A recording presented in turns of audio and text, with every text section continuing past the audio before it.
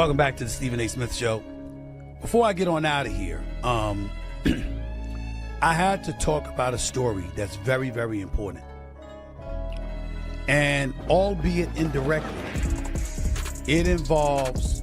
Stephen A. Smith finally said what many around the WNBA have been thinking but were unwilling to say out loud, and the league is not going to be happy about it.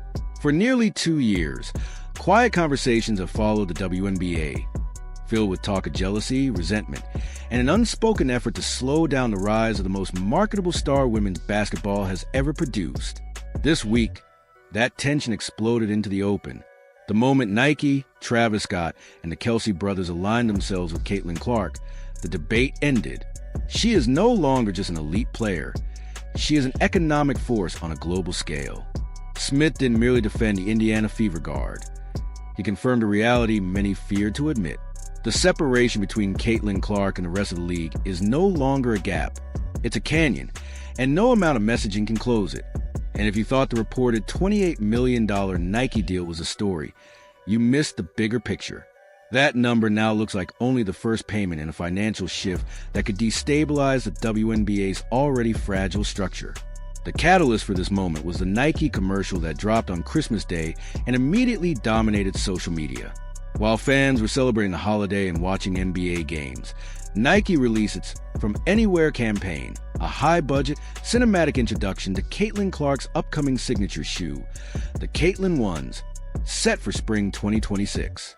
What stunned viewers wasn't just the production quality, but the company she kept.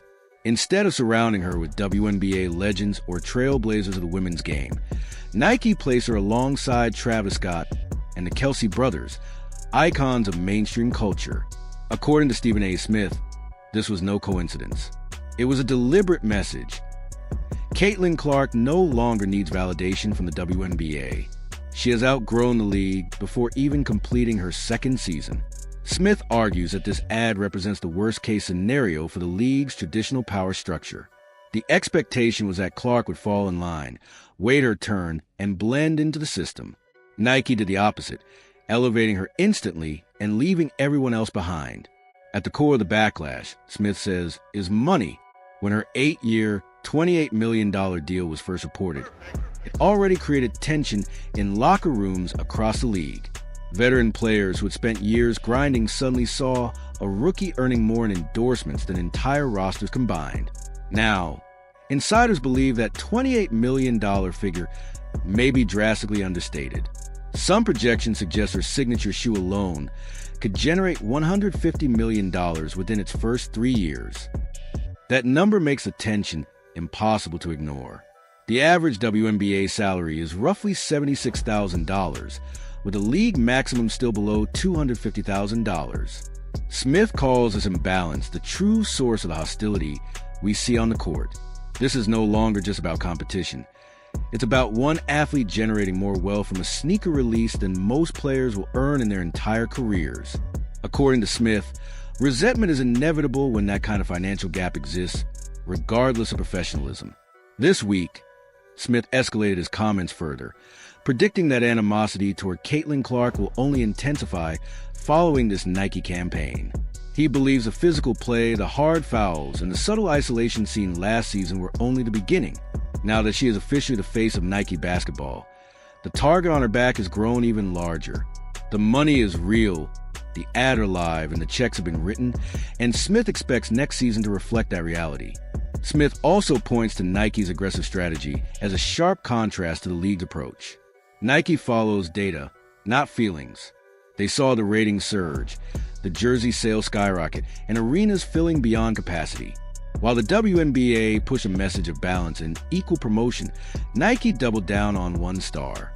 Smith has repeatedly criticized the league for trying to contain Clark's popularity to avoid discomfort elsewhere, calling it a major strategic mistake. The optics are now impossible to ignore. Nike treats her like a generational icon, while the league often treats her like just another rookie. The branding tells the same story. Nike's interlocking CC logo is designed to exist independently, much like the Jumpman logo became bigger than the Chicago Bulls. When fans see that symbol, Nike wants them to think Caitlin Clark, nothing else. Smith warns that this shift in power is dangerous for the league. Once a player becomes bigger than the league's brand, control starts to slip, and history shows that the league usually ends up needing the player more than the player needs the league. Smith has also addressed the sensitive racial undertones surrounding Clark's ascent. He acknowledges that some resentment stems from a white player from Iowa being positioned as the face of a league built largely by black women. It's an uncomfortable truth, but Smith insists it's a conversation happening privately. Still, he emphasizes a harsh reality. This is business. Clark sells tickets, boosts ratings, and raises a financial ceiling. In Smith's view, players should focus on how her success expands opportunities for everyone rather than who benefits most from the spotlight.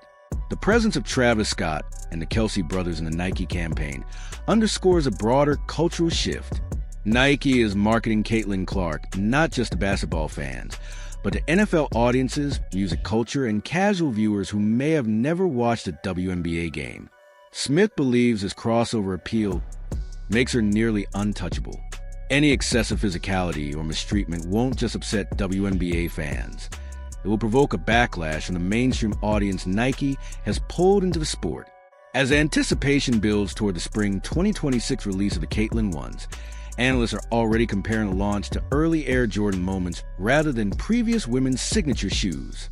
Nike is reportedly preparing unprecedented inventory levels, signaling confidence that the shoe will transcend basketball and enter lifestyle culture. Smith notes that once an athlete reaches that status, their legacy becomes permanent, pointing to Jordan and LeBron as examples. Caitlin Clark, he argues, is on that same trajectory. In the end, Stephen A. Smith frames this as a familiar power struggle. The league is trying to control a player who has become financially larger than the system itself. History suggests how these stories usually conclude. Institutions resist anomalies because anomalies expose their weaknesses. But eventually, the anomaly prevails. Nike has made its choice. The money is undeniable, and Caitlin Clark has entered a level the WNBA has never had to manage before. The next season won't just shape her legacy. It may determine the future of the league.